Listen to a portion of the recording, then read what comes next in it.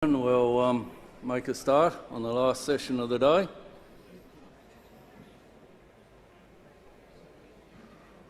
Normally we would say this is the grave shift, but given that there's welcome drinks afterwards, I think this is a pretty good session to be at and be on time.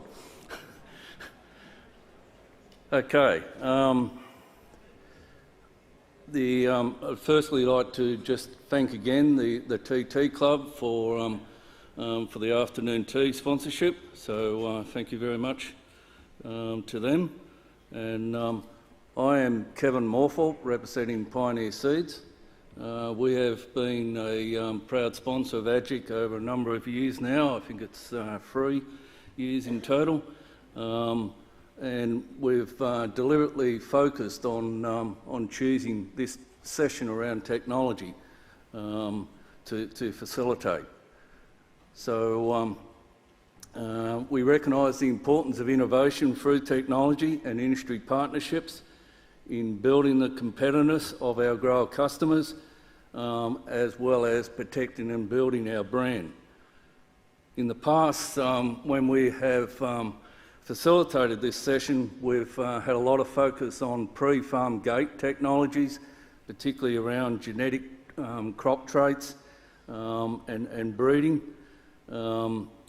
And whereas it's very pleasing to see this year with the 3 excellent speakers that we have on board that will be covering a much broader and diverse context of technologies going post-farm gate and including a range of topics around forecasting, looking at quality classification in breeding programs and also risk management, commodity trading. So I won't take up any more time by way of introductions, but I would like to ask Daniel Rito to step up as our first speaker.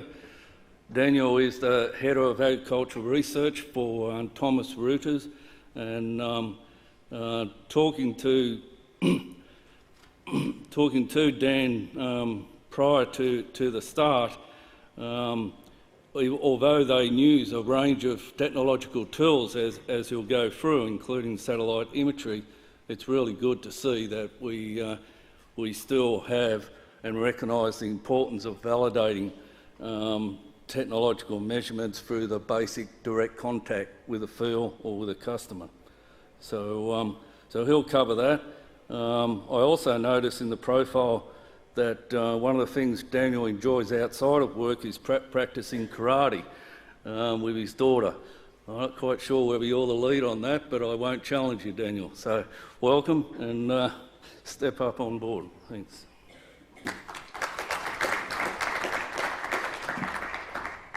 Thank you, Kevin. Hopefully everyone can hear me okay. If you have any problems in the back, just raise your hand or just shout out and stop me if you can't hear me. Also, thank you to the AGIC for inviting me to this event. It's an absolute pleasure to be here in Melbourne. For the next 20 minutes or so, I just want to talk to you about global supply and demand, particularly with wheat and corn. And what I want to do is take you through a timeline. We'll spend the bulk of our time talking about how we got into the present situation that we're in, this situation of global oversupply and low prices. And then we'll move into what's happening this year and then spend a few minutes talking about what's going to happen potentially over the next 10 years, which of course is the most difficult aspect to do of anything, is to forecast the future. But the overall point here is to try to answer a fundamental question: can production meet demand going forward? Or we could rephrase that and say, can demand meet production? It works both ways, of course. But first, I want to spend just a minute or two talking about who we are, what it is we do, and how we do it. And that'll form a natural segue into touching upon elements of technology, particularly things like satellite imagery as well as drones, because drones is one of the hottest topics within technology in the ag space today. And I want to just briefly touch upon what it can and can't do for us, given the current limitations of that particular technology. So just very quickly here, again, just a minute or two on our particular group. We are a group that sits within Thomson Reuters that forecasts crop production for various crops around the world. The majority of us are based in Chicago, London, as well as Singapore. We forecast production for 4 crops: corn, soybeans, wheat, and rapeseed, for about a dozen countries that you see mapped here.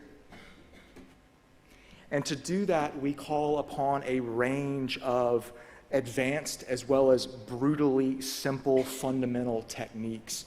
We start the season by looking at global climate teleconnections, things like INSO and IOD, to form initial outlooks or to take initial stances. We look at prices when farmers are making their decisions, cost of production, and then as the season progresses, we can actually take into account weather, look at satellite imagery, also talk to industry experts. We call, for example, extension agents around the world to see what they're seeing.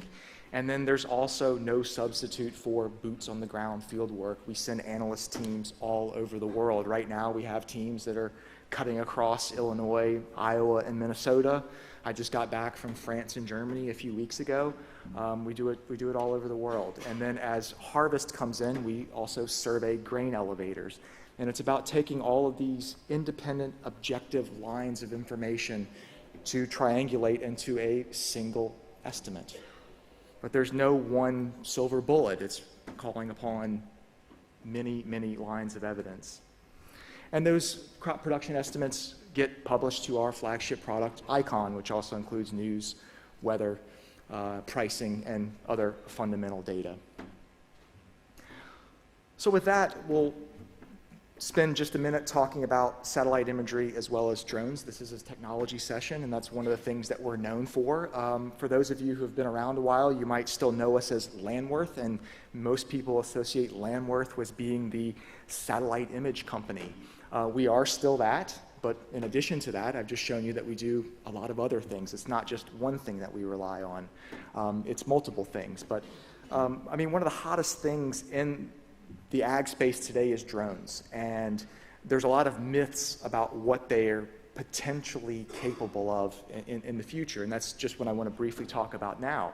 Because it seems like everybody has one. I mean, even my 10-year-old nephew has a drone. He's not using it for agriculture purposes, but the point is that the technology is now cheap enough to where almost anyone can have one.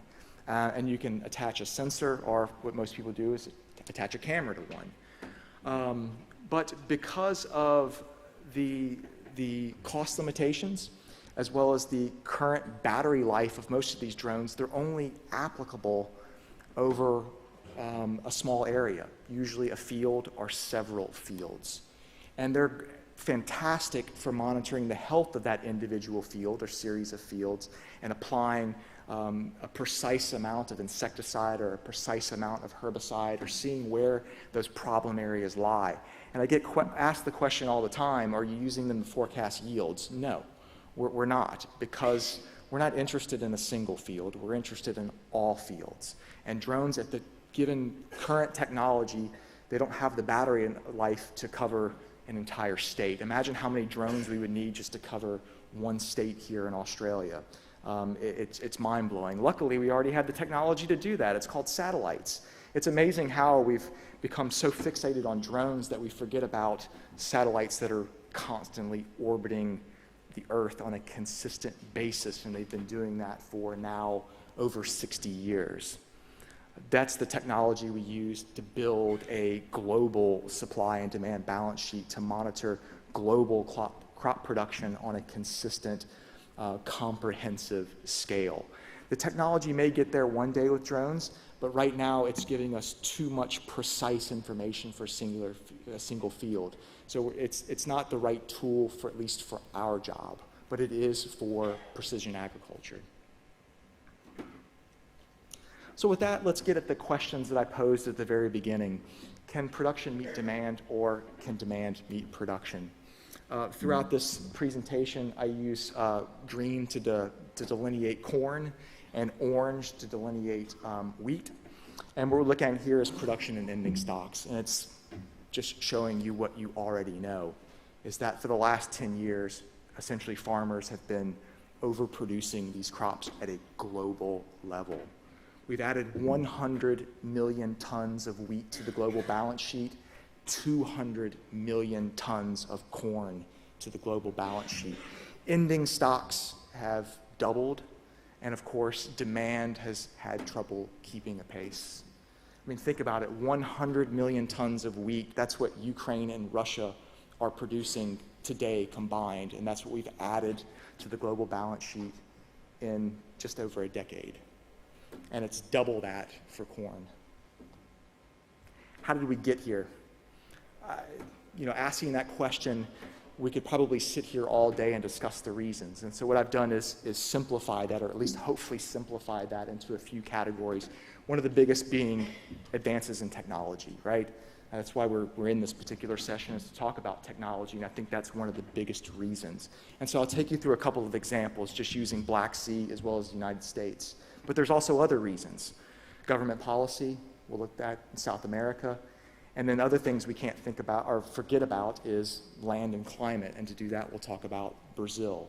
But there are many other reasons as well, but I think these are just some of the major ones, and we'll just take broad brushstrokes and highlight some of them. So Black Sea. Again, I've already mentioned that today they're producing 100 million tons of wheat. That's just Ukraine and Russia. We also can't forget about Kazakhstan, who produces another 10, 12, or 15, depending on the year. And now you've got Eastern Europe as well, Romania, Bulgaria, who also use the Black Sea. They're getting better at what they do, and all for the same reasons. There's actually a myriad of reasons here. After the breakup of the Soviet Union, land was privatized as opposed to being part of collective farms. The government started pouring money into it, but also wealthy investors started pouring money back into farmland, both inside and outside of the Black Sea region. It suddenly became favorable to put money there. You also had lower shipping costs relative to some other areas. The devaluation of the ruble, of course, has led to a lot of area expansion and made wheat there much more competitive than it has been in some other areas. But all of those gains from those factors I've already mentioned probably would have been capped, or at least capped to a certain degree, if it wouldn't have been for better inputs in technology. Farmers in that part of the world are simply doing a better job of farming. They're using better equipment, more efficient crop rotation as well as protection, and better quality seeds. None of those can be overlooked. And the theme here, as well as the theme around the world, is that all of those factors that I've just mentioned have set the foundation for better yields. But in the last few years, we've seen the right weather at the right time. It's like this just perfect storm of factors that have tipped us over the edge, and we've seen yields that were unthinkable just a few years ago. And we're seeing that time and time again in place after place around the world. And that's how we've gotten to this particular situation. In the US, you can look at a lot of those same factors apply to the US, but here I think we want to highlight things like GMO corn. Today, 90% of the corn grown in the United States is GMO corn. And since the 1980s, the US has added 150 million tons of corn to the global balance sheet, more than they were producing 20, 30 years ago. And a lot of that is due to the rise of GMO seeds, enhanced stalk and root strength, better resistance to drought, better resistance to disease and insects. I mean, BT corn is producing its own insecticide to kill the European corn borer. It's absolutely amazing. But the biggest thing is that GMOs and hybrids have led to higher plant populations.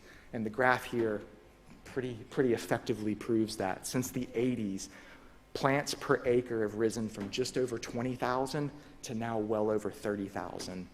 Anyone who's been through a cornfield year after year within the United States can attest to that. It's getting more and more claustrophobic.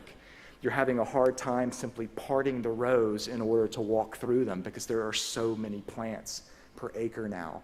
And farmers are moving now from 30-inch row spacing to 15-inch row spacing. The technology is allowing them to do this.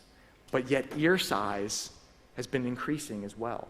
So you got more plants and bigger ears, and you're going to get higher yields. And you add to that the right weather at the right time, and that's how you get 170 plus BPA corn yields. And that's how in 20 years they're going to get 185, maybe 190 bushels per acre, assuming they get the right weather at the right time. Moving to Brazil, you've got the same factors, right? Better technology. But also, in addition to that, you've had the land to expand into. Corn in Brazil has followed soybeans, right? In Brazil, and let's say, and use the example of Mato Grosso there, the largest state where they have the most land, soybeans have been expanding at a phenomenal pace. And right behind those soybeans comes second crop corn, right? 2/3 of all corn grown today in Brazil is now second crop corn. And it's all because of soybean expansion. And the difference between a good year and a bad year in Brazil in terms of weather is evident from this year compared to the year before. It's a difference of 30 million tons. It's as much as Ukraine produces. And that's the difference when you get the right weather at the right time. In Argentina, government policy has caused production to go up 10 million tons in 1 year. Prior to the Macri government, they were slapping export quotas and taxes on corn to cap area and supposedly to ensure enough for domestic consumption. Regardless of the reason, once the Macri government lifted those export quotas and taxes, corn area expanded, you had decent weather last year, and you got 10 million more tons. And it's probably going to rise again next year, at least in terms of area. Yields, we still don't know. But it's the same around the world. If we zoom out and look at this at a global level, again, corn in the green, wheat in the orange, and we're looking at production over the last few years, in almost all cases, the graph looks like this, for all of the reasons that we've just mentioned, but especially the right weather at the right time. It's technology followed by just good weather. And this is what it's done for us. We've added area, yes, we've added about 1 million hectares of wheat, or about 400,000 hectares of corn each year to the global balance sheet since 2012, but it's been yields. It's been yields. The average yield the last 5 years for wheat is now 3.3 tons per hectare. Before 2012, it was 3 tons. And the disparity is even greater for corn. 5.6 compared to 5.1. And so each year now, because of that, we're adding 13.5 million tons of wheat to the global balance sheet and double that for corn. So that's the sort of the last 5, 10, 15 years. What about this year? Because I think all of you are well aware that we're potentially entering into maybe a different phase, right? Weather has been not as advantageous, right? Technology allows us to not lose as much in a bad year, but regardless of all of the technology in the world, if it doesn't rain, you're more than likely going to get below trend yields. It's just going to be maybe a little bit higher than it would have been 5 years ago, but especially 10, 15, 20, 30 years ago. But nonetheless, if you don't get the right weather at the right time, you're still going to have below trend yields. For wheat, we're going to be down from last year, mainly due to what's going on in North America as well as here in Australia, and the jury's still out on how much that's going to be, especially here in Australia, because it's all about August weather. I have to see how much rainfall actually falls in this next event or this next series of events, and then whether that's going to continue afterwards. So there's still a lot of variation around Australian wheat production. But I think in the U.S., it's pretty much a certainty, right, that things are going to be well down from last year. It's also a matter of how much abandonment has actually occurred in spring wheat in the Dakotas as well as westward in Montana. But what this does is at the global level is mask, right, that it's the type of wheat that's in tight supply right now. It's the high quality milling wheat that's going into baking bread. The premium wheat that's going into making noodles. It's the durum wheat that's going into making pastas. So these global numbers mask that to a certain extent, but I think the point is there, is that we're entering into potentially a fundamental shift, assuming that we don't see the right weather at the right time going forward. For corn, it become even a bigger story depending on what happens in the US, but I think the example with Australia holds true in the US as well. We potentially have some better weather going forward. August looks like it could be better than it was in June and July. It's maybe a little bit too late in some areas that we've already passed the critical pollination stages, but early grain fill is still very, very important. But with area down significantly from last year, the weather not being as good, you're potentially going to lose 25, 30, 35, or even more million tons from the balance sheet within the US. And China as well. Area is down, as others have discussed, and you haven't had the most ideal weather relative to previous years. The big one, though, is going to be South America. I mean, what we're plugging in now, those are USDA numbers for next season, and a lot of that is going to depend, at least area-wise, on what happens in the US, what happens in China and elsewhere. And they don't know. South American farmers are just kind of sitting back waiting. And then, of course, what's the weather going to be like come October through March in South America? And that's a little far from now. So those numbers could swing very widely in South America still, because those are the 17, 18 numbers for South America, not 16, 17. Stocks to use at the global level, again, a little bit misleading, right? Wheat is kind of on its way up, assuming current estimates. But again, that's masked by the type of wheat that is in short supply right now. With corn, that could still change, because on August, I believe it's August 9th or August 10th, when we get an update from USDA, that 170.7 bushels per acre of corn is going to go down. It's a matter of how much. And usually when they reduce yield, they're also going to reduce usage, particularly exports. That's what they historically do. And so stocks to use may not be as down as what's currently implied, but it is down nonetheless. So it is a little bit of a different trend than what we've been seeing in the last few years. That's the point here. Going forward, this is even more difficult, right? I think if we would have sat here 10 years ago and tried to forecast the situation that we'd be in now, there would have been very few people who would have gotten it right. And it's probably going to be the same thing going forward, right? It's just things change, and they change quickly. And it's often, there are many things that change, and so it becomes even more complicated as well as complex. But that shouldn't prevent us from trying, right? We've only got a few things to go off of to look at how much demand is potentially going to rise. USDA does publish some numbers. Whether they're right or wrong is another matter. But they say that demand is potentially going to rise for wheat by about 60 million tons. Most of that demand is going to come from those countries unable to produce enough wheat because they're often located near the equator and they have large populations. We should have a fairly easy time meeting that target based on the trends that we've seen the last few years. But all of that assumes current acreage and decent weather. That's the big theme here, right? There's no magic answer here. To start chipping away at the global balance sheet, you need declines in acreage and you need not so ideal weather, things that we haven't had in quite some time. Corn's a little more challenging because it's tied to biofuel as well as livestock feed.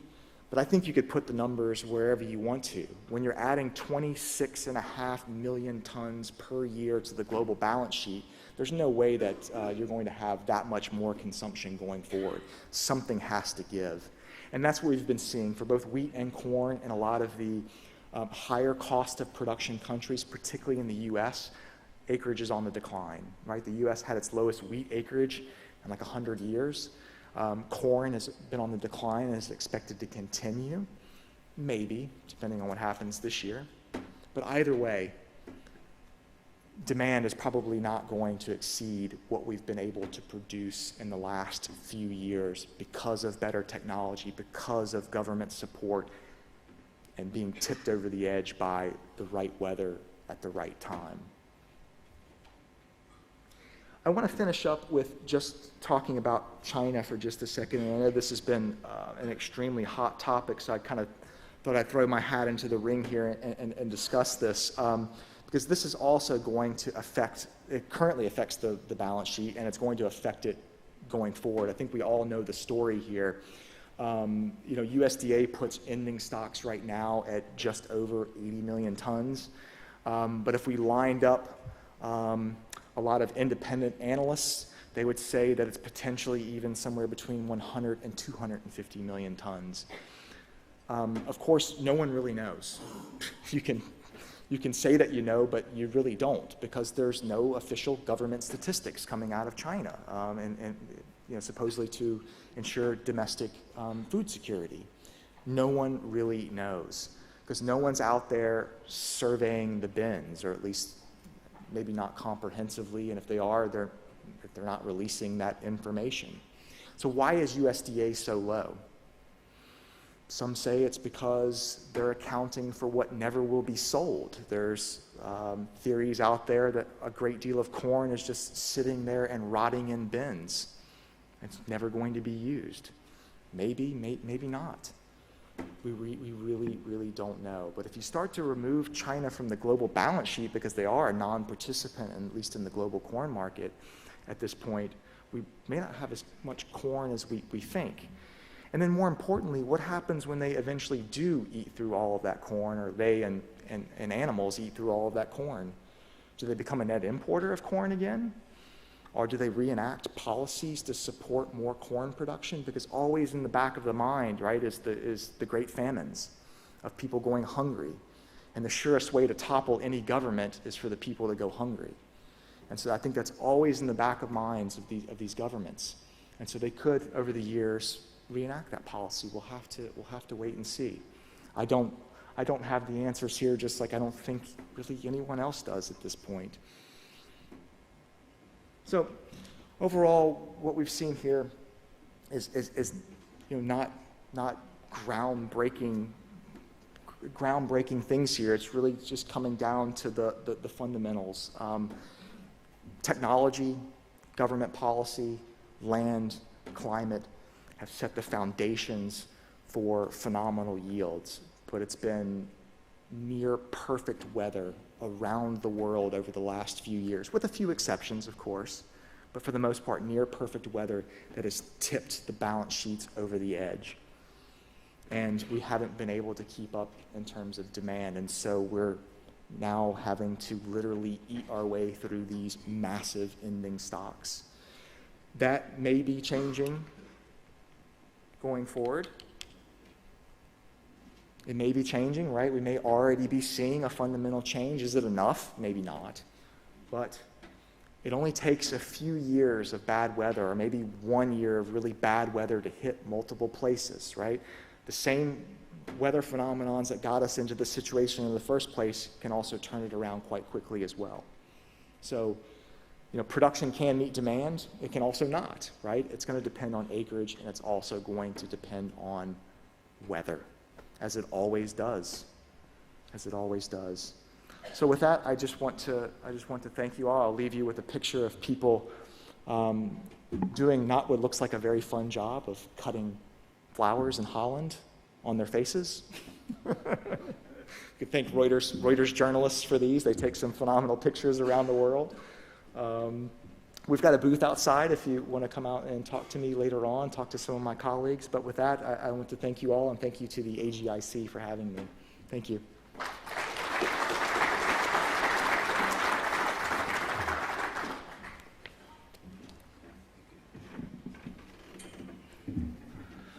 Thanks, Daniel. Yeah, there's some pretty impressive numbers there again. Okay, let's move on now to our second speaker, Hayden Kuchel.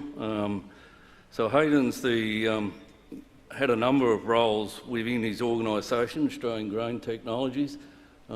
Interesting history, Hayden, just reading your profile. But he currently holds the position of Chief Executive Officer and Head of Breeding. I'll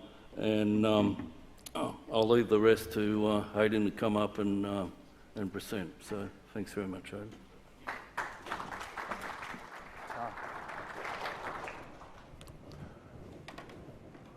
So I think I'm obviously talking on behalf of AGT today, but I think really we're talking on behalf of about 120 years of plant breeding that's been happening in Australia. And from the very beginning, it started because we realised that there was problems. Agronomically, the varieties we were growing that came from Europe didn't fit Australia.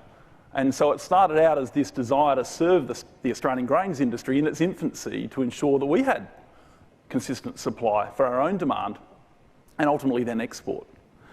In the last 15 to 20 years, a lot of the crops have become privatised, and AGT is one of the companies that's been formed. So I'd like to talk about the fact that we're here to serve, as is everyone, what I'd call now a very sophisticated grains industry, which is great, but it also causes a few issues for us as well, which I'll go into.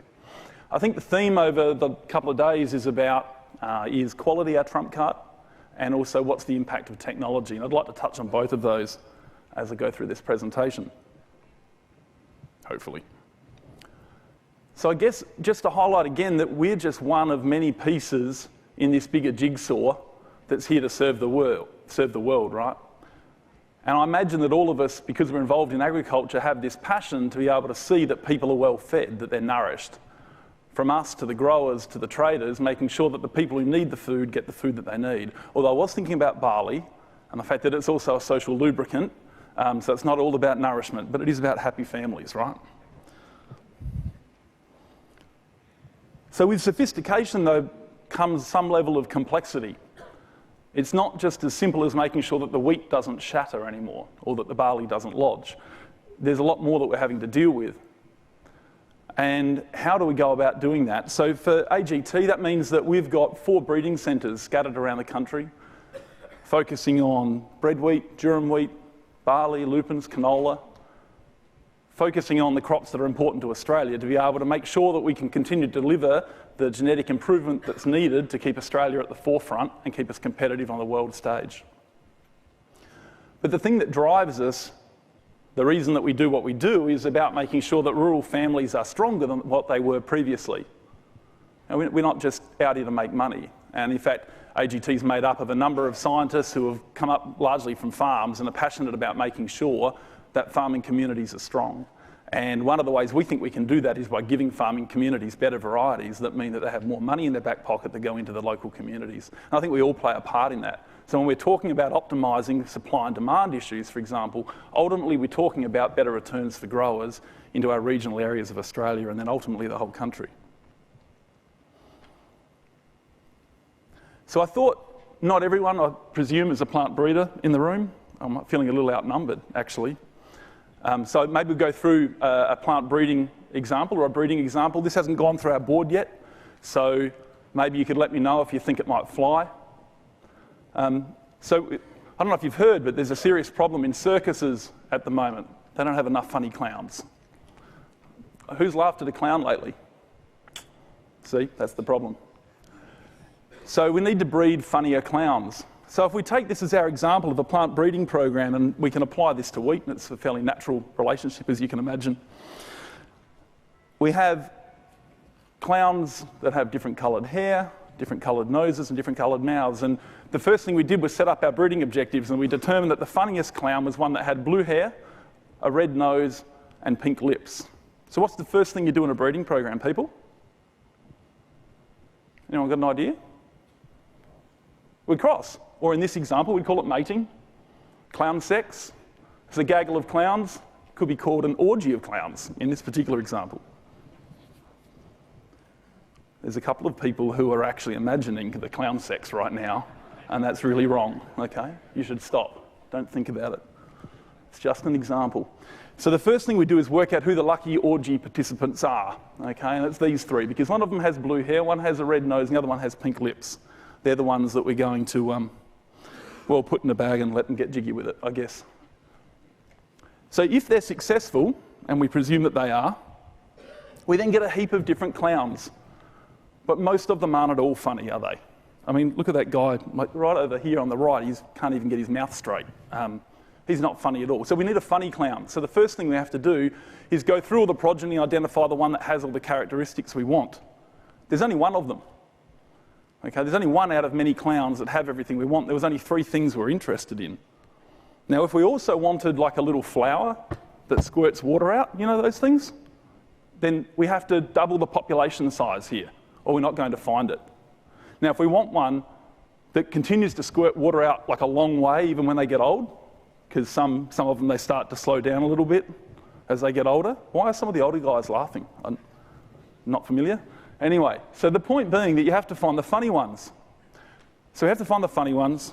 We need a big enough population size to be able to do that one. The next thing is to get that funny one to self. I'm hoping no one is thinking about that right now.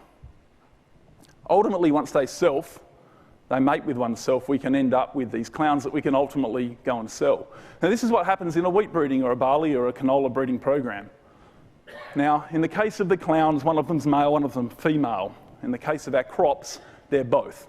So you actually rip the testicles off, the anthers off of one of them, and then we can make them cross, right? We can force the cross to happen that we want to have happen. And then ultimately our traits are far more than just 3. But the point is that the characteristics that make this a successful breeding program remain the same. Any successful breeding program that's going to deliver what the market needs has to have enough diversity. It has to be big enough to identify the things we're looking for. It has to be able to identify them accurately. It's no good looking for the good sprayer when the clown's young. We've got to wait until the clown's older to determine if it still sprays a long way. All right? So we have to have an accurate phenotyping method, a way of determining whether the clown will continue to perform well. And ultimately, the quicker we can do this, the faster we can make them have sex. For some of them, that's not a problem. The faster we can breed a better clown, right? And the same thing goes for our wheat, barley, canola, etc. breeding programs. The problem is that there's this constant nexus, if you like. There's this competition within the breeding program between each of those 4 characteristics. How do we have everything we want and select it at the same time, make it really big but do it fast with a limited amount of resources? It's simply not possible. So we've got this constant tension between, say, we want high yield, so we run a lot of plots, but at the same time we need to bake a lot of loaves of bread or brew a lot of bottles of beer to be able to prove that we actually have the quality that we need.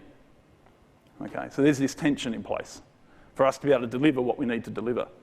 We can deal with part of that by having a good investment model, but part of it comes down to technology, which we'll touch on in a minute. I guess as we enter into this, the thing I'd like to point out is when we start breeding, ultimately what we breed is not actually of value in and of itself. What we're breeding is something with potential value. It has value further down the chain. Ultimately, you people in the crowd are the ones that actually realise a lot of that value. Our interface is the farmer. That's gone the wrong way. And our first step is generating value. So that's the breeding program. We just went through that. But the next couple of things we have to do is make sure that we're breeding in the right crops. The more crops we breed in, the more impact we can have. And ultimately make sure the farmers are aware of the benefits so that they can adopt those varieties so that the genetic potential becomes realised in the farmer's hands. And because the grower is our interface, they're the ones that are passed on the value, the potential value that we've been able to put together. I guess when we think about value in our context, we're thinking about the price that a grower can get for their parcel of wheat, barley, lupins, whatever, which is about quality. So let's come back to that again later. It's about how much it yields and about how low we can push the cost of production. Can we get it to be disease resistant so that there's less fungicide use? Can we make it nitrogen use efficient? Higher yield, better quality, better disease resistance. And once all of that happens, we actually start to make money. And I hope most people are aware that the way plant breeders in Australia now make money and have done, most of us, for the last 15 to 20 years is through a thing called endpoint royalties. Most of the traders have been fantastic and really helped us with this. Without that, this is the only money we get now. There's no public funding. The only way that plant breeding continues to deliver what Australia needs is through these endpoint royalties. It's a great system, actually. It's the envy of the world. We're at the point now in Australia where there's more investment in Australian plant breeding per tonne of crop than there is anywhere else in the world. Now, we've got some US colleagues behind me here who, they've had the corn example, which is spectacular, right? I mean, the production levels in corn have been amazing, and that's been driven by a good investment model on the back of hybrids. Yes, the hybrids themselves, but mostly because the plant breeders were able to reinvest back into R&D. And it's only been 15 years that Australia's had a somewhat analogous investment model through endpoint royalties, where when we release a good variety and it's grown, we get the money back in and we invest it in plant breeding. It works really well. And if anyone isn't collecting an endpoint royalty, by the way, Dennis is in the crowd from Seedvise. Love you to have a chat to him and make sure we're collecting the money that we need to keep doing what we do. Because it is a team approach, right? This is not just us on our own, absolutely not.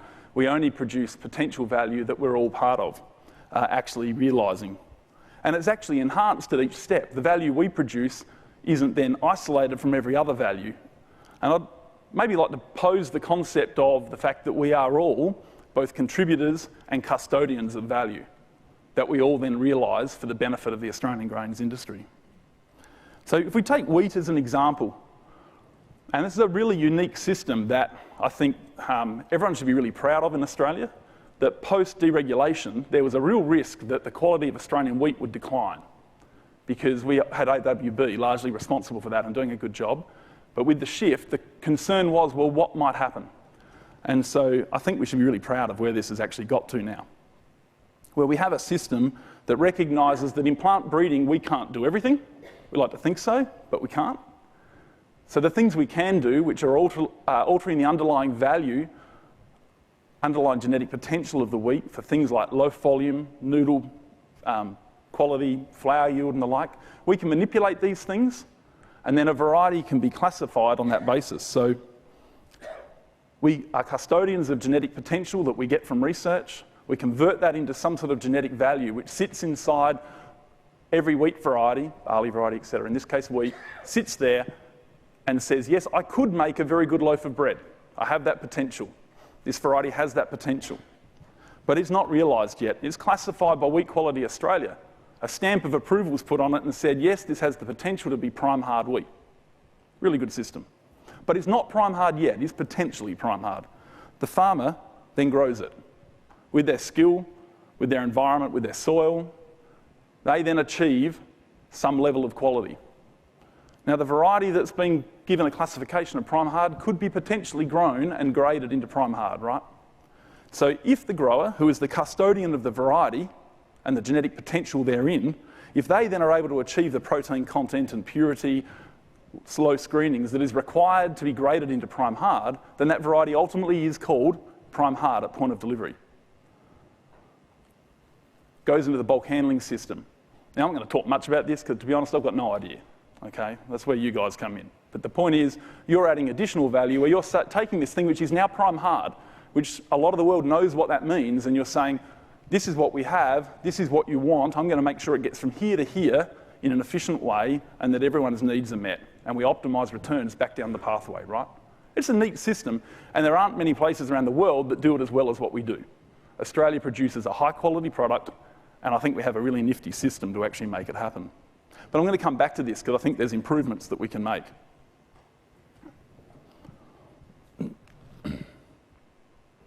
Every time we need to target a new quality attribute, we need to double our population size. If we add one more gene to select for, we have to double our population size. That slows everything down. It means more investment. We can't keep on doing that forever. We can't achieve everything. So what can we do? This is where we shift to technology. So we do our breeding better. It's not just as simple as making a cross, chucking it out in the paddock, having a look, and if it's nice, releasing it out to the farmer. It's moved on a lot from those days. So what can we do? What can we do to deal with this issue that we have this tension between different traits, between diversity, scale, accuracy, and speed? So I'm just going to highlight a few of the things that we've been doing of recent time. Some of these are embedded in our breeding programs, others are in the process of being embedded in our breeding programs. But what I think they do is they offer us hope that we can actually use this technology to continue to deliver a better quality product to the world and one that yields better for the growers. So for example, we've got a PhD student looking at weather stations across all of our locations. We run about 350,000 yield plots over 50 different locations in Australia. That's more, by the way, than what the US does for corn relative to the size of the crop. So what we want to do is make sure that the data we get from those plots actually means something, that we understand how it fits. I've got a picture there of the decile rainfalls for the first 3 growing season months in Australia, which is a fairly depressing picture. I had a look at the one that included July and it didn't look a lot better, so I just left it. We're using EM38 mapping to say, well, just because I tested one variety in this part of the field and another variety over here, how can I compare them? How can I understand why it is that one yielded better here and one yielded better there? Well, if I have an EM38 map where I can actually have a look into the soil and understand what's going on, we can start to predict how varieties might perform under different soil constraints. Got this guy here, he's another PhD student working with us. We had a talk about drones before. We need to go to another level of precision down in per plot. So we've actually got RGB cameras, standard cameras, over the top of every plot, trying to understand what's happening in terms of numbers of plants per square metre and ear formation. The other thing that's on there is a thing called LiDAR. It's basically like radar, but with light. Okay, so it beams down a bit of light, it hits something and comes back again. And depending on how long it takes, we can work out where it was that it hit. And so you get this really cool picture here, the one with blue, yellow, red on it, all the dots. And that's basically a LiDAR representation of the plot. From that, we can then start to build up and understand what the biomass of the plot is really accurately. No way we can do that any other way. But by being able to do this, we can start to better understand why it is that one variety yields more than another variety. We can start to identify the one that's likely to do really well under a drought scenario versus a high yielding scenario. The other thing that we do is we're using robotics to be able to make sure that our trials are loaded efficiently and in the best possible design. So this thing goes along and that is dropping exactly the amount of seed that we need to drop into every cell to make sure that when we plant our trials, all the varieties are being tested at the same seeding rate in the most optimal design possible. What has that meant? It's meant that our breeding programs now, our effective population size, is about 3 times higher than what it used to be for exactly the same resource use. So we talk about that nexus, and this technology is actually allowing us to break that nexus. It's really exciting, well, at least for me. Some of us geek out on this sort of thing. Another one's using DNA fingerprinting, molecular markers, right? So if you needed to work out whether that kid's actually yours or not, for example, you'd use this technology. Same thing happens here. If you want to work out, is this variety really resistant to rust, one thing you can do is go out and have a look, assuming that you've got rust out in the field, unlikely to happen this year with the low rainfall, right? So what does that mean? If I can't actually look and see if a variety is resistant, how do I do that selection this year? We can't. But with molecular markers, we can do it any year. We can do it at any growth stage. It doesn't matter. It costs a fraction of the price. So we've been using molecular markers for nearly 15 years. We started off doing a couple of thousand a year. We're up to many hundreds of thousands now for this sort of use, where we can actually start to pyramid genes together to be able to lower that cost of production. So our effective population size explodes and we're able to do it more accurately. Another step on from that, rather than saying, do you have the resistance gene that I want, we can actually now get a full genome profile using DNA fingerprinting. We're doing around 300, 400 million data points every year now, just in our company, and the other companies are doing similar, in our breeding programs to enhance our selection. So in the traditional breeding program, we have these cycles of crossing and selection that are the engine room of the breeding program, recombining all of the genetics until we get the combinations that we want. Okay? And then it takes another few years to be able to release a variety. Look, it's scientific. There's a certain amount of searching in a haystack for that elusive needle and then hoping it's the right colour. It's a difficult process and it takes a while. But with a thing called genomic selection, where we actually take a full genome profile using molecular markers of every line, we can predict just about anything about that variety going forward. How much is it likely to yield? What is its disease resistance? What is its quality? We can do all of that within 1 year. And so all of this is now converging, all of this technology converges at the point where in the past we might have said, look, that's a great idea, we'd love to breed for that target, but it's too hard. And now we can say, well, actually, we think we can do that. Give us some time, let us know what it is that you need us to breed for, and we'll give it a crack. There's still one constraint though. We don't always have the genetic variation we need. We started off in that clown example with all of the genetic variation we needed. But what happened if we wanted a clown with really long shoes? and that clown didn't exist, where would the long shoes come from? Well, one thing you could do is go and search for it internationally or in some sort of closely related species. Maybe monkey clowns have longer shoes, and you could cross that in, right? We do that with wheat. The other thing you could do is use a genetic modification approach. So we take the gene from one species and effectively splice it into the genome of another crop. And so in the case of corn and canola and cotton, we've got soybean, we've got those solving issues around having the appropriate insecticides, the BT system, the herbicide tolerance and the like. I thought I'd touch on another one because there's been some questions about, well, what about new breeding technologies, NBT? What about gene editing? That's another few phrases you might have heard thrown around. So these really fit in the same point where what you're saying is we have a breeding program, but we don't have the genetic variation. If you don't have the genetic variation, there's nothing we can do. So we can do it through GMOs or we can do it through gene editing. And the difference here is that instead of taking the gene from one species and putting it in another, we actually basically stay within the genome and make an alteration. Okay, so you actually go in and say, if I tweak that bit of the DNA sequence, then the allele, the version of the gene will be different and expressed differently, and I can get the trait that I want. It's more limited in range, but it's fast, it's relatively cheap, and there's currently a debate by OGTR and similar bodies around the world as to whether this will be classed as a GMO or not. All right, there's an active debate right now.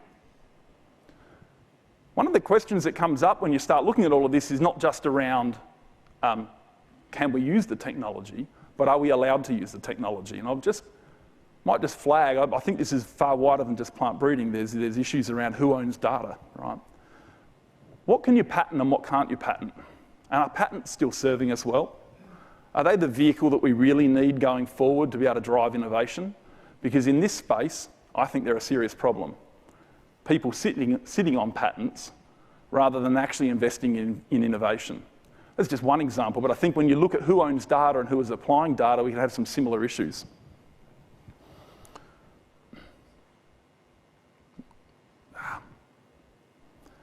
So I just wanted to come back to here now, having gone through plant breeding, gone through wheat quality as an example of how we are able to use quality as our trump card, how new technology is able to actually enable us to breed the quality types that we need more easily and still do the other things at the same time, which is pretty exciting. But right at the very beginning of that clown example, I said, well, we need to know what the funny ones are. We need to set our breeding objectives. Now, in the world of quality, the analogous thing is, well, what type of quality? Which quality? What trait? With all of the markets that are changing, there's been a lot of, oh, China's growing or India's growing. Well, what will China want in another 15 years? Because it takes us that long to breed varieties and get them out into the market and have impact. We need to know now what's going on. So this system that we've got now, that we've been able to put together post-deregulation, I think has been a great custodian of quality from the researchers all the way through to the ultimate buyer of our wheat. But maybe it's not actually doing everything we need back the other direction. Maybe it's not even demonstrating value as well as what it could. So the question is how do we absolutely know, how are we getting the market intelligence that we need to be able to make our breeding objectives clear, not just breeding, trade objectives and the like, into the long term, because it takes a while for us to be able to respond. And I think there's groups like AGIC that are doing a great job at performing some research into this sort of space, but it's not enough on its own. There's more that needs to be done. How are we collectively as an industry ensuring that we are custodians of the quality that the previous step in the chain has contributed? How are we going to do that? Because I don't think we're doing it as well as what we could. So it poses a few questions, I think, that lead on from that. Do we know what the markets want now? Do we really know? I mean, it's not just they want higher protein. It's a lot more than that. What type of protein? High water absorption, low water absorption? What sort of starch quality?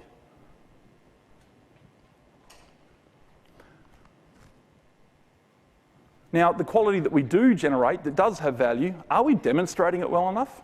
Who's advocating on behalf of every point in that supply chain? Are we actually doing it as well as what we could do it?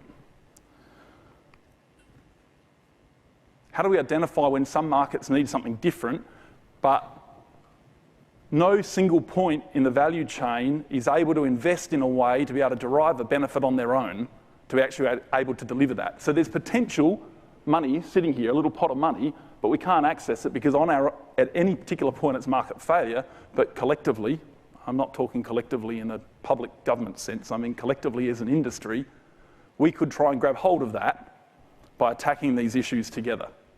But it's going to take a whole of industry approach. What's the vehicle for doing that? How do we best work across the supply chain? And I guess these questions that came up as I was thinking about this talk just led me to think, well, I guess if we're making decisions in a vacuum, then they're largely just opinions, right? And I think that we're beyond that. There's a heap of knowledge here. How do we come together to be able to make sure? Because we're keen as breeders, our job is to serve. We want to serve the whole industry, and the best way we can do that is to have really clear signals and make sure that what we do has impact as quickly as it can. Thanks very much.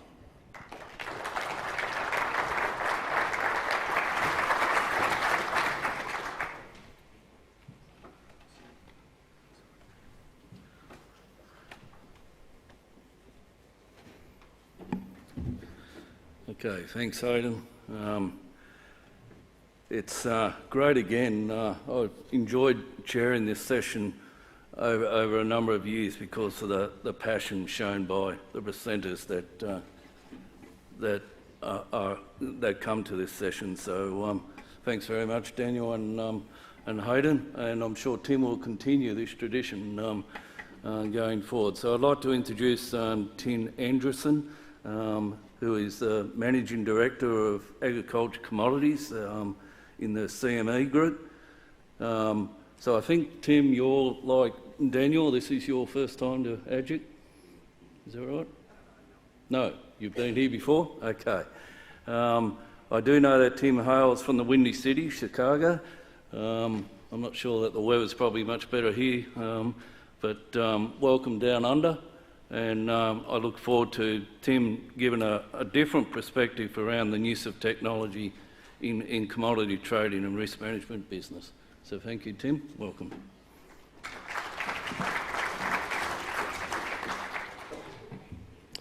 Thank you. So I want to talk about technology and trading, past, present, and future.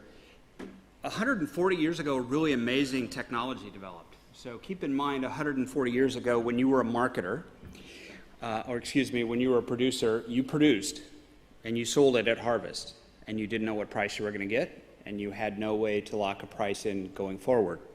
So about 140 years ago, a bunch of people in Chicago decided to develop futures markets. And let's see which button am I pushing here?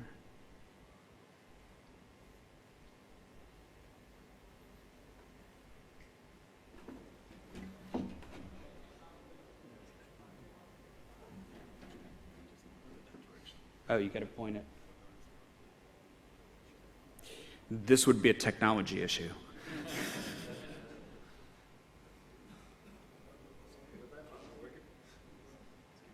Okay.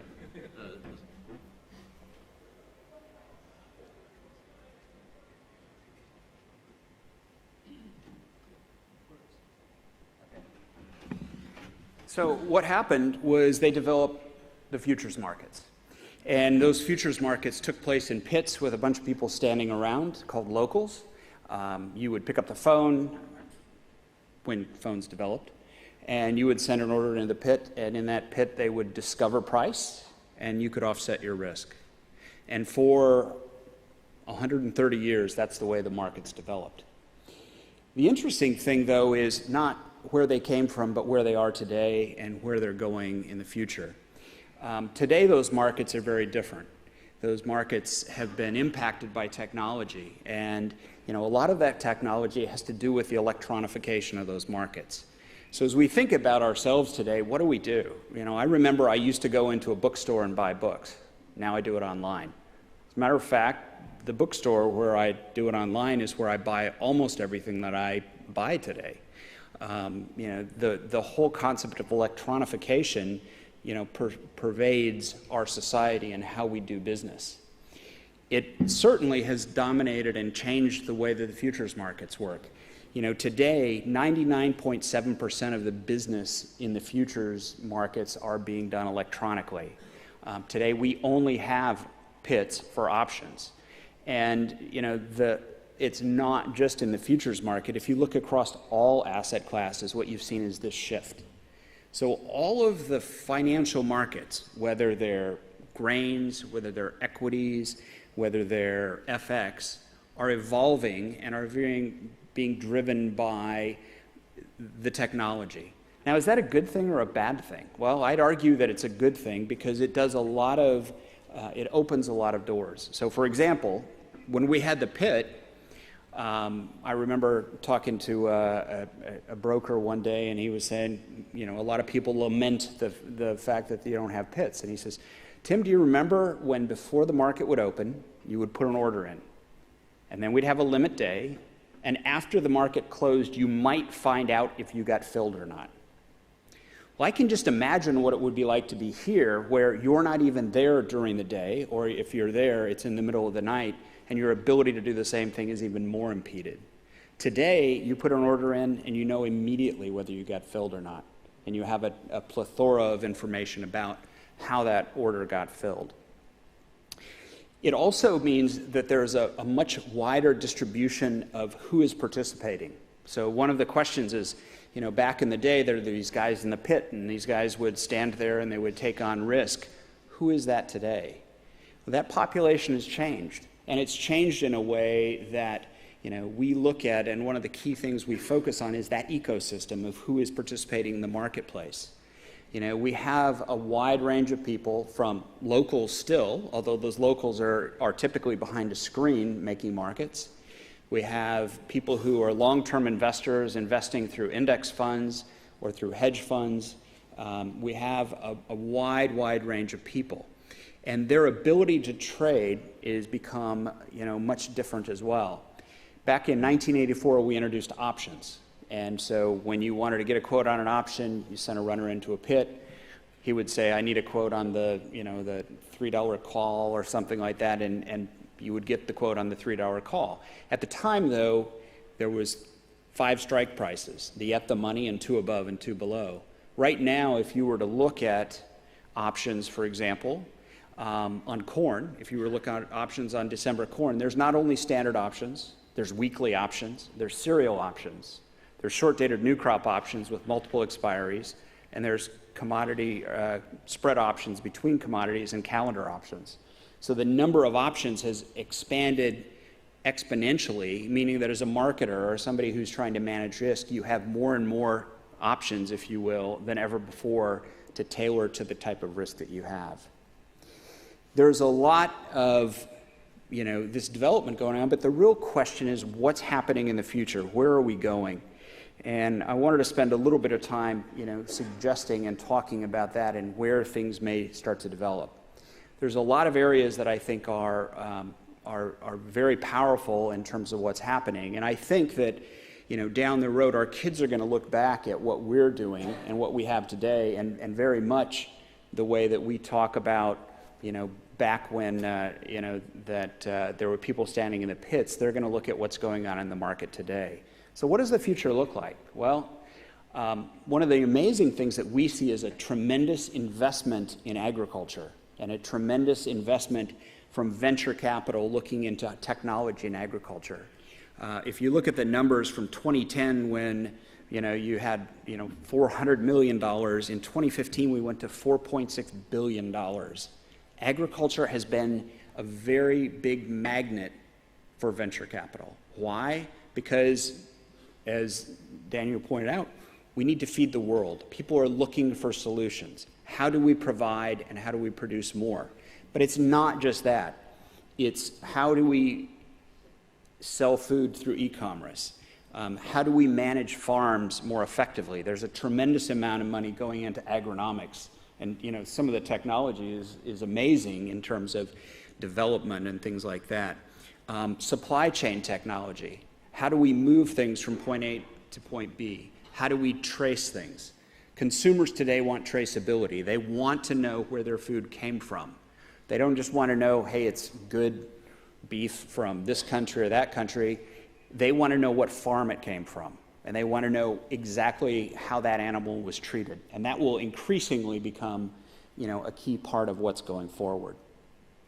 So where is that venture capital going? Well, one of the areas is decision-making and market information.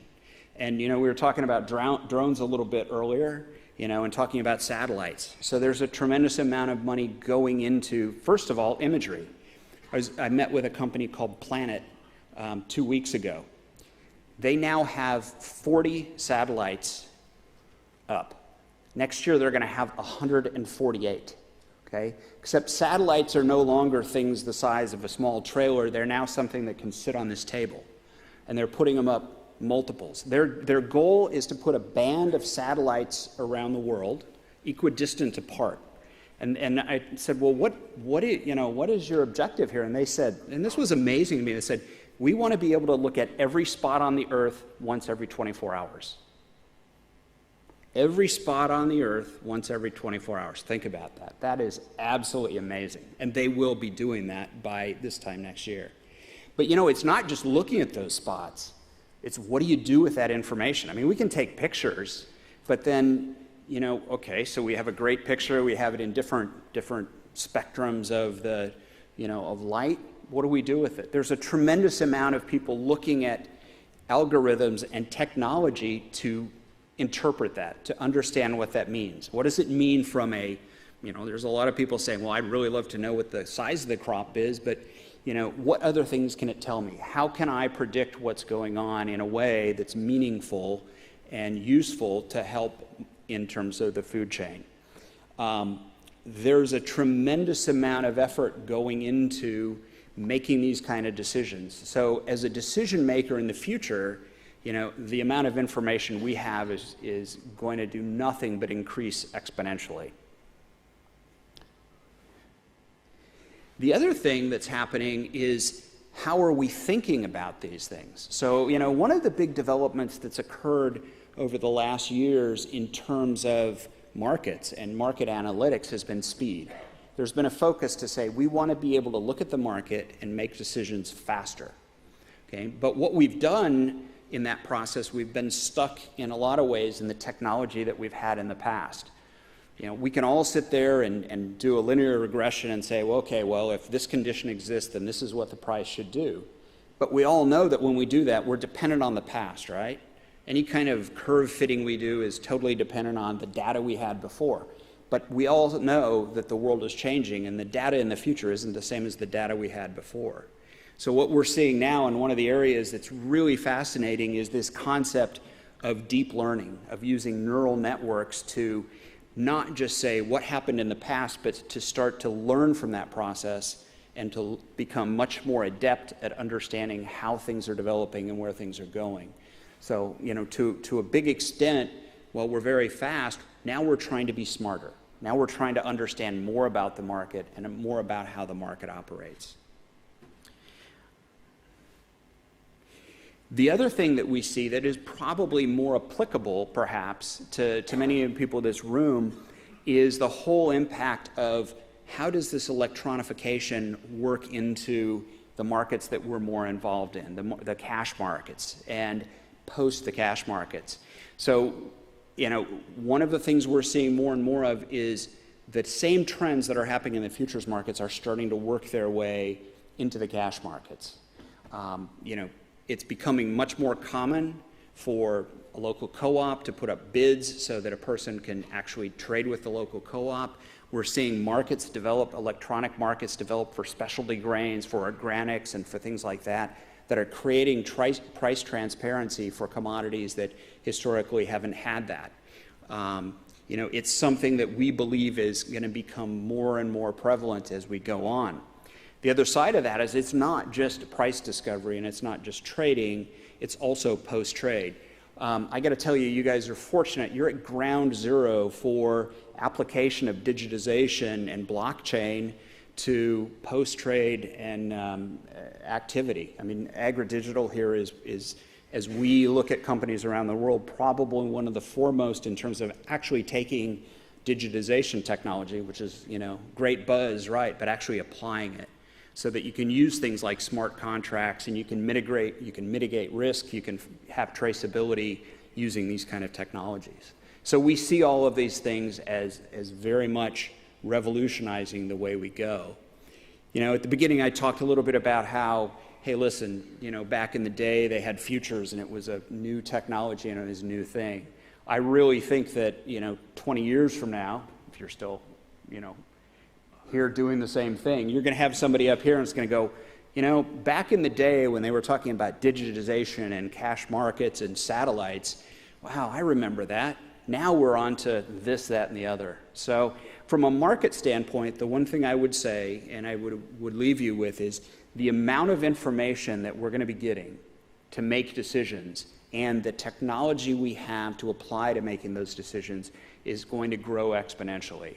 Our challenge as marketers and as managers is trying to leverage that technology to make the right decisions. Thank you.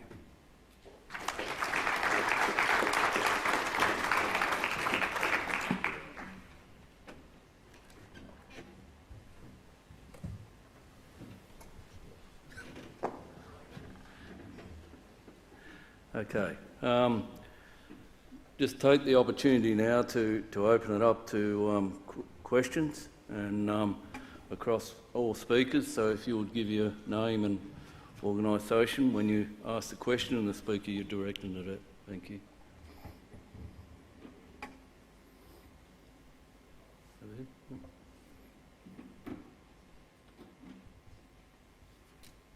Thanks. Kate Burke from Think Agri here. My question is probably to all three of you. What do you think the barriers are of the technologies that you're thinking about actually being adopted and making an impact?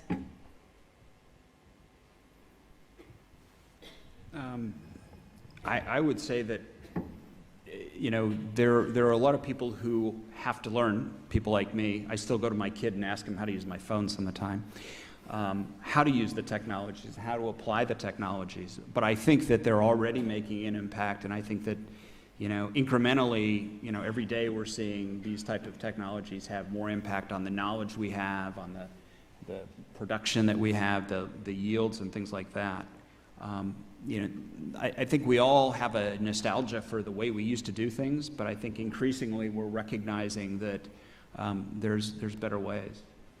Yeah, I'd agree on the people front was what came to my mind. I mean, for example, the LiDAR work I showed before, we were really lucky that we happened upon someone who wanted to do a PhD collaboratively with us and the University of Adelaide. They did a Bachelor of Agricultural Science, but their fallback, if they didn't get into ag science, was a computer science degree. You know, it was those two sets of skills together that enabled that project to happen. Without the right people with the right training, it's a no-go.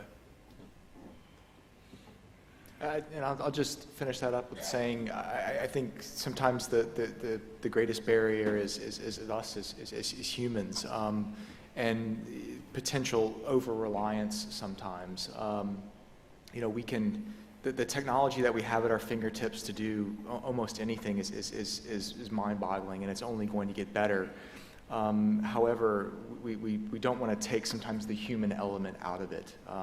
The decision-making capacity that we have, because the human brain is still the best tool, and we just need to use that in conjunction with the amazing technology we have today to make the best decisions. And so I think that's what's easiest to forget and not to become too over-reliant.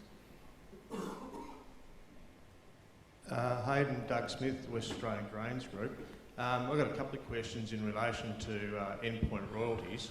The first question is, you know, given where endpoint royalties are at the moment, do you sort of feel that they reflect a fair value back to the cost back to the grower? And the second question is given that I'm from Western Australia, the endpoint royalties compliance is pretty high because we haven't got much of a domestic market, and there's obviously been doubts cast about the compliance on the East Coast. You know, what mechanisms do you think into the future might be available to try to, you know, maybe improve that compliance and maybe reduce the overall cost burden back to the growers? Yep, thank you. The first question, which was around, does the current endpoint royalty level represent good value? And I guess that comes down to that whole story of value that's being passed on from breeders to growers that then pass down the chain. The endpoint royalty has to be aligned with the value that we're demonstrating, right? And so that's been something that we've been really aware of. The endpoint royalty rate on our varieties at the moment is about $3.25 for an AH variety. We try and adjust that to $3 if it's APW, $3.50 if it's prime hard, to represent some of the underlying value, because a percentage rateage is too difficult to be able to put in place. We think that's quite fair, and it, for us, really hasn't moved for about 10 years. So certainly about 7 years since we released Mace, we've only moved by 25 cents on what it was a better variety. But the level for some people in the market has now climbed up well above $4.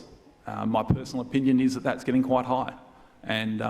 But it's a free market, and I'd be hoping that growers would be taking that into account when they're selecting varieties and saying, well, we want to reward the people that we think are representing good value. That'd be, I guess, my first point. And the other one around compliance. Look, it's a serious issue for us. And I'd say that there's two main points. How can we reward the people that are doing the right thing? And how can we try and get everybody to do the right thing? Getting everybody to do the right thing, a lot of it's just been around education, talking to people about what we do. And I think the trade here, guys, you're all part of this story. We start down here right at the very beginning of the whole chain, but we rely on everybody else to do the right thing for us to be able to continue to develop varieties that mean that everybody else has a good life, okay? And so we need everybody to understand the value to be able to help us collect it. We are also using DNA fingerprinting post delivery, and we'd like to do some more of that. We're hoping we can partner again with the bulk handlers and trade to be able to better get a handle on why people are misdeclaring, and then to be able to enter into a bit more of an education campaign around that. But ultimately what it does is it has an impact on our investment decisions. The people who pay more, we invest more. Ross Kingwell from the Australian Export Grains Innovation Centre, following on a question for Hayden again. For the Australian grains industry, I'd like your comments on whether or not you see the endpoint royalty system as being a crucial part of the structural competitive advantage of the Australian grains industry going forward. That is part of the offensive strategy that the grains industry needs to employ in order to be successful in coming years. Thanks, Ross. I guess for us to be competitive, for example, I mean, there's a link between corn in the US and wheat in Australia. We have to be able to, as a country, continue to produce wheat in Australia more and more efficiently. We heard about the Black Sea and the like taking on technology, which means that we've got to stay ahead of the curve in a really challenging environment. In about 1940, when hybrid corn started, the investment levels into corn breeding in the US exploded, and that was in conjunction with technological advances on farm, and we saw massive improvements in yield level. Australia, that didn't happen. Hybrids don't work in wheat. Most of our crops hybrids don't work, and so the endpoint royalty system that came about only about 20 years ago is our equivalent to hybrids. So only 20 years ago, we had our 1940s in the US. Yeah, so from my point of view, the endpoint royalty system is what will drive us genetically to remain competitive with the rest of the world. Just simply in terms of wheat, we're the only ones in the world with this system. No one else has such an effective royalty collection system, which means there's less investment. So I'm fairly confident that what we're doing at the moment to be able to invest that back into plant breeding will really leverage some returns for the whole industry over the next period of time. We're well ahead of everybody else. I mean, the Canadians are starting, but we're ahead of them in terms of investment relative to the size of our crop, and I think that's really exciting. Yeah, David Hudson from SGA Solutions. A question to the panel. What role do you believe government has to play in facilitating the adoption of these new technologies? I have a concern that, particularly under the Australian system, that government is actually more a barrier than it is a facilitator. And to give an example, Hayden talked before about these new breeding technologies. In the US, for example, the regulators over there have already basically given approval for these technologies to be used, and they're not regarded as being a GM or anything like that. Whereas at best here, there's just been announced a review, of the GT Act, the earliest we would get a decision here that would enable either them to be declared a GM or non-GM is probably about 4 or 5 years from now. Now that's going to have a big impact on breeding, but also too you've got things like the NBN network and lack of access in our rural areas to adopt digital agriculture. So what is the role of government? For me, get out of the way. I mean, largely we're talking about, you highlighted some regulatory issues that really are imposed. The OGTR sitting within effectively the health department, and so they're dealing with some issues that are important and need to be dealt with. But the implications are far wider than that. And so I think that this whole review is something that's going to be really important, because gene editing certainly provides a lot of hope in terms of accessing traits that we couldn't have otherwise. And I think that review's got to be done really carefully I would have thought, with a view toward enabling the release of this sort of technology like's happening in the US at the moment, and streamlining that process.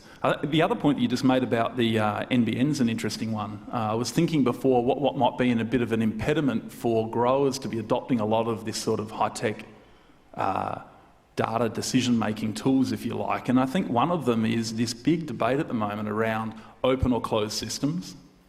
If one group decide that they're going to close everything up and they're not going to provide an open API to others to be able to link in with their technology, how does a grower who's not using one colour of tractor with their other colour of harvester, how are they going to be able to really stitch the whole thing together?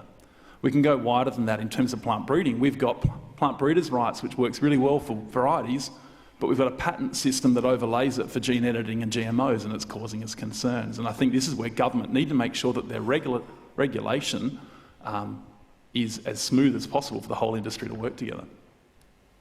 Yeah, I guess I'd agree with that. I think the role of government is to create the environment that facilitates innovation and facilitates technological development.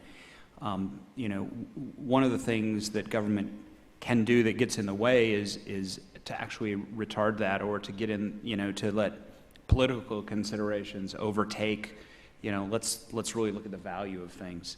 And, there's all sorts of different ways that you can, coordinate. In some cases it's through, through investment and through alignment. In other cases it's through, more private-public partnerships. But, the biggest thing the government can do is to facilitate that, not to, be scared of it and prevent it. And I think to add to that, I completely agree with everything that's been said here. Is one, for the government just to essentially get out of the way and allow things to progress naturally. But in addition to that, I think especially when it comes to GM, the industry can help itself. And I can only speak from an American perspective here, but what I've seen over the last few years is an ag industry that's lamented the anti-GMO crowd from essentially taking over the PR campaign. And essentially as a non-participant in this, someone who sits on the sidelines, I think to myself, well, why aren't you helping yourself? Why aren't you, speaking from the other side? And I think that's the ag industry just can't sit by passively if it wants change to happen for itself. It has to become an active participant. So in addition to government support, it needs to support itself. Okay. Thanks very much. One more? Right, one more. Yeah, Dion Chisona from Streaky Bay. I'm just a farmer. Just wondering, just want to get your opinion on the fact that we're producing wheat more efficiently year after year. Are we actually devaluing the wheat that we're producing by producing more for less? And then when we sell it on the world market, because the wheat price has not really changed for 30 years, and yet all our input costs are going up. And as far as looking forward going, fair enough, the population's going to catch up at some stage, but are we underselling what we're growing by producing more for less? You want to take that? Who's the economist here? Yeah, I was going to say. Yeah. Well, I'll make one really quick comment, is that I guess we're not in a closed system. If Australia was the only supplier of wheat, then we'd be able to control the price, but we're not. And the price, I suspect, I mean, an economist in the room could say something, but I suspect our production levels are not the things which are leading to deflated prices. And so the only way in which our growers, yourself, can remain competitive is to be able to produce more for less. So trying to lower the cost of production through efficient technologies and producing more at the same price, because we can't change the price. However, we can grow a better quality product and demonstrate it by working together. Daniel, any comment? I've got nothing to add to that. That's Excellent question. Excellent question. All right. I'm conscious of time. I'm conscious of standing between you and the drinks outside. So I'll close the session before I invite Ron Story up. In closing the session, I just want to, in lieu of speaker guests, I just want to acknowledge the Royal Flying Doctor Service that we are supporting here at AGIC. I'm sure most of you are aware of this service. I was doing some reading. It was formed in 1928, so that, by my numbers, makes it almost 90 years old. It is the largest service of its type in the world, providing medical and emergency services to remote and regional communities. And in closing this session, I think it represents a very interesting fusion of technologies that is used in providing that service, in terms of the evolution of the communication technologies or systems that are used, starting with radio, now obviously progressed onto much more advanced systems, but the type of aeroplanes that are used in providing that service as well. And obviously the medical sciences that are used in the delivery as well. So I think it represents a fantastic fusion of technologies and is a nice note on which to close this session.